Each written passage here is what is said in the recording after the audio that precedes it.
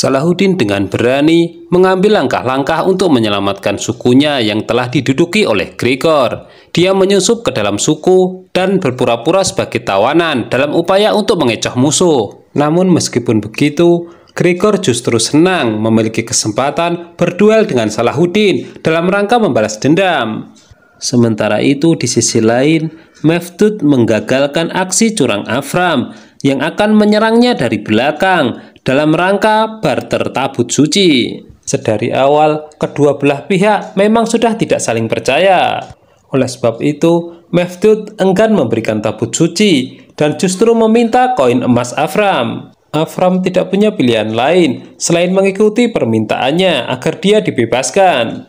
Sementara itu, Gregor berkesempatan duel 1 lawan 1 dengan Salahuddin. Keduanya pun mengeluarkan kekuatan terbaiknya.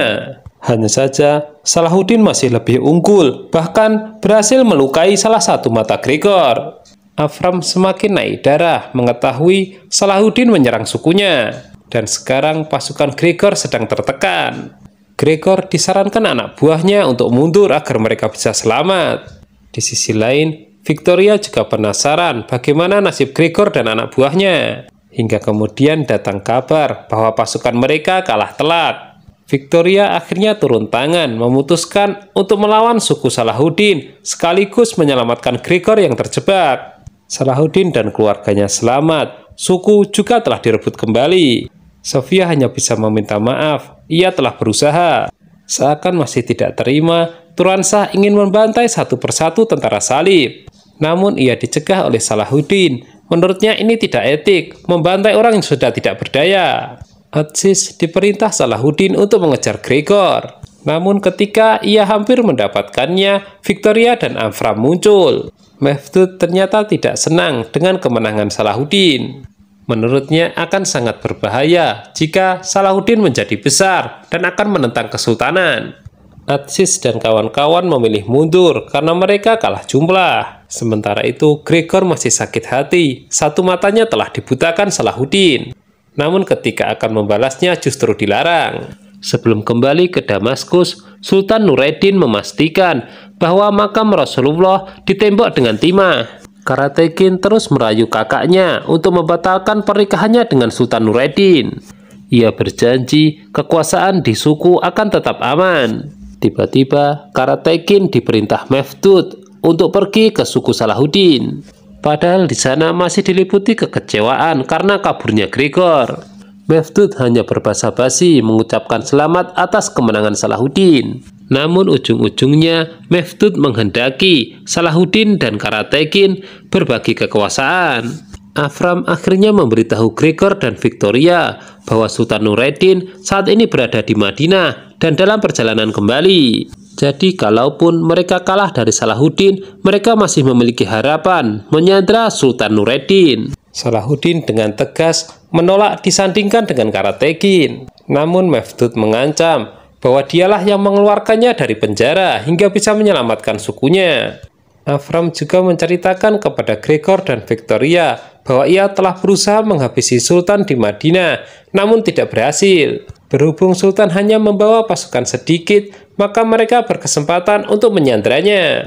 Turanshah protes kepada Salahuddin. Beginilah akibatnya jika ia bersikap lunak. Karena menyukai Sofia, Urvali beberapa kali mendekatinya dan mencoba membantu, namun ditolak. Sementara itu, Salahuddin dan keluarganya masih membahas mengenai kedatangan Karategin. Posisi mereka saat ini tidak menguntungkan untuk menolak permintaan Mefdud. Di sisi lain, Karategin dinasehati kakaknya bahwa yang berjuang Salahuddin, kenapa dia ikut campur ke sana? Karategin menjawab jika ia ingin membesarkan suku mereka.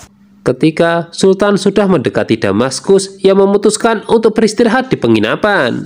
Namun terjadi kejanggalan di mana penginapan di pelosok penghuninya ramai.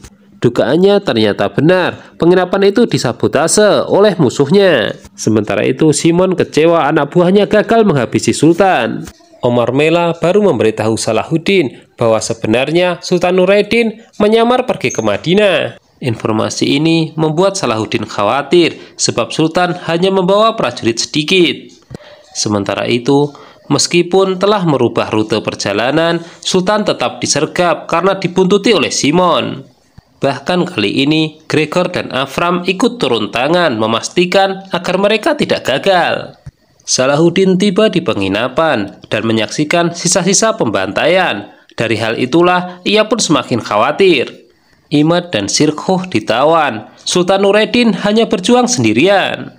Avram membujuk Sultan agar dirinya menyerahkan diri saja, tidak ada gunanya melawan. Dia juga memberitahu bahwa ini adalah wujud kekesalannya setelah Salahuddin mengalahkan mereka. Namun, Sultan mengatakan bahwa tidak ada sejarahnya dia menyerahkan diri ke hadapan kafir. Sementara itu, Karatekin membawa orang-orangnya pindah ke suku Salahuddin karena merasa posisinya sama dengan Emir Salahuddin.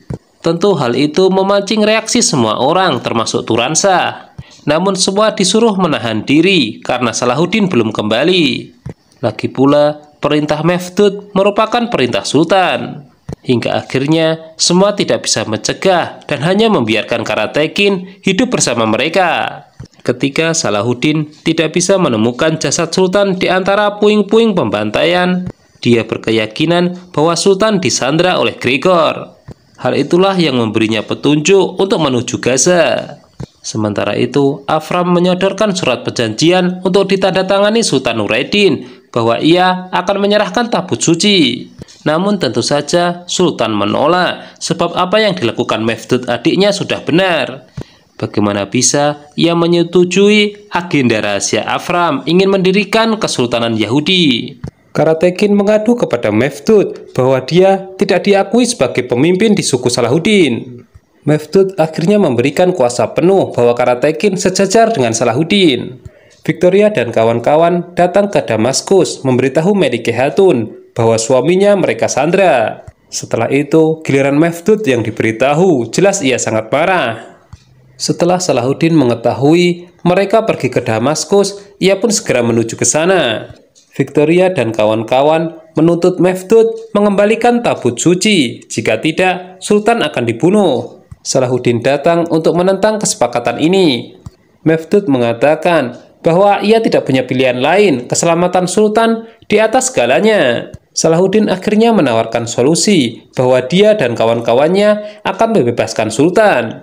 Namun, Mefdud menganggap pernyataannya itu hanyalah omong kosong.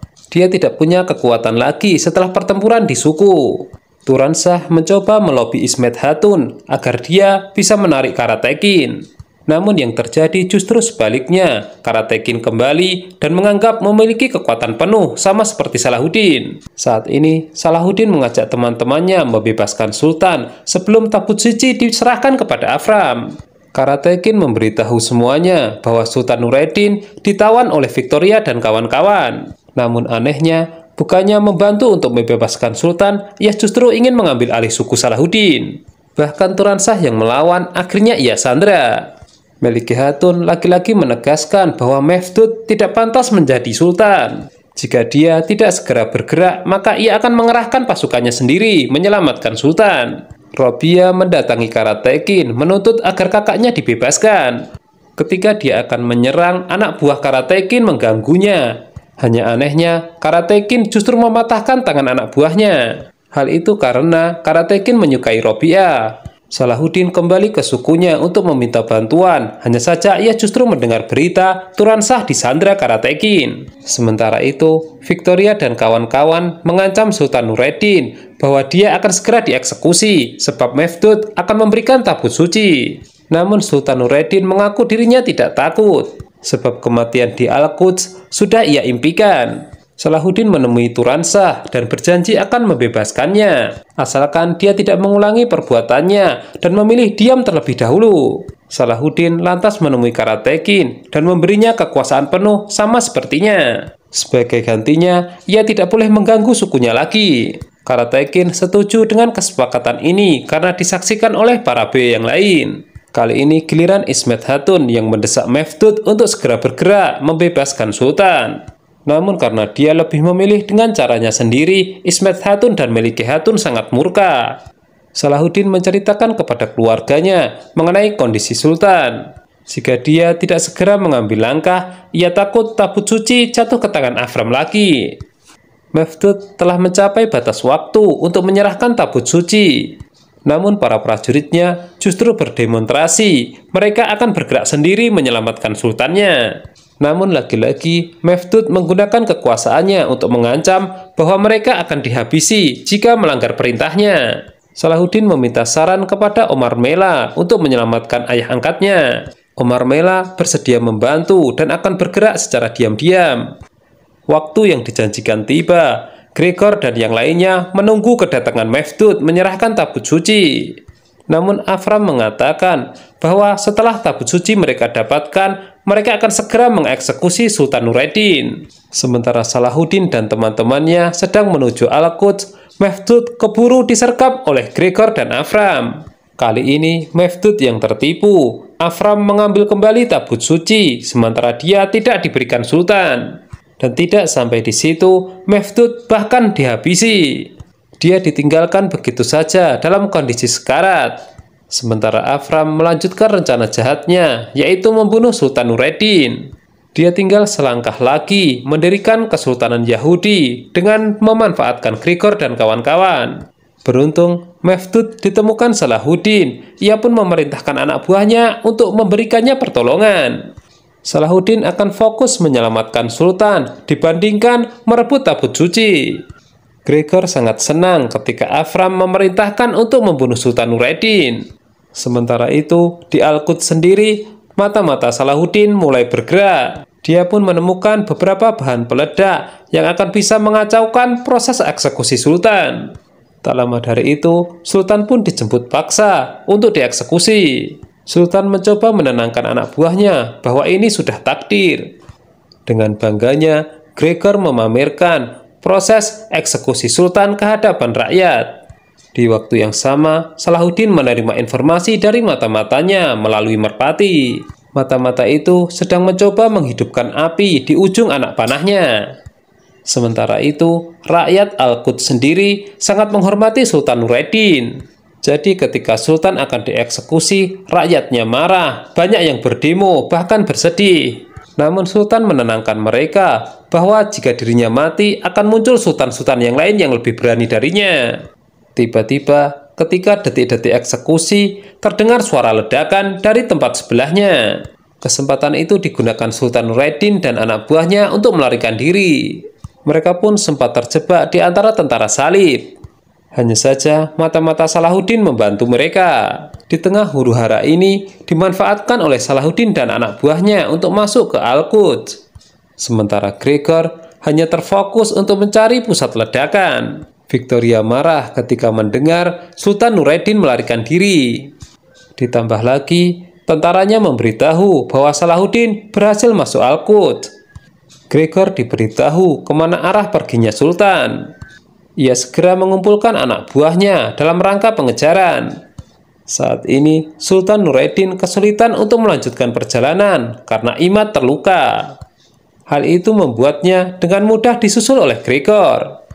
Di sisi lain, Salahuddin menemukan bercak darah di jalan. Hal itu membuatnya yakin bahwa Sultan berada di sekitar sini. Beruntung bagi Sultan, ia disuruh lari oleh para prajurit Omar Mela. Mereka sengaja mengorbankan diri menghadapi Gregor. Sementara itu, Sirkuh dan Imad berhasil mengalahkan tentara salib. Dan ketika mereka sedang mengobati luka, ditemukan oleh Salahuddin. Sultan diarahkan untuk melarikan diri ke arah sungai, sebab di sana sudah disiapkan rakit. Masalahnya, Sultan meninggalkan jejak yang sangat jelas hingga memungkinkan Gregor mengejarnya. Sementara itu, Salahuddin terlambat mengejar Sultan karena harus menghadapi tentara salib terlebih dahulu. Ketika Sultan akan menaiki rakit, ia dipanggil oleh Salahuddin. Namun tiba-tiba, sebuah anak panah ditembakkan ke dadanya. Diperlihatkan di tempat lain juga, anak buah Salahuddin terluka dan dikepung tentara salib. Saat ini, Sultan berdiri di tepian sungai dan terkena serangan panah lagi. Di waktu yang sama, Avram datang dan menyandra Salahuddin. Gregor semakin agresif, ingin Salahuddin menyaksikan kematian ayah angkatnya. Tembakan panah yang ketiga membuat tubuh Sultan roboh dan jatuh ke dalam sungai. Nah, apakah Sultan akan selamat dari serangan ini? Jangan lupa tonton kelanjutannya hanya di My Channel ya. Terima kasih.